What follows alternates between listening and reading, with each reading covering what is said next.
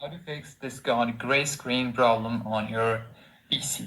So in order to solve this problem, simply go to your search bar and type for Task Manager and open it.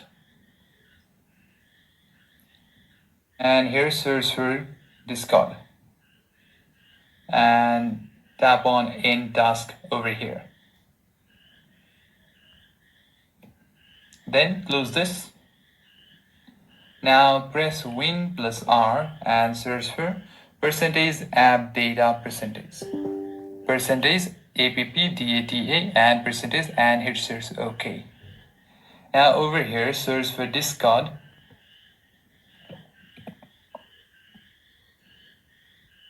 and just delete it.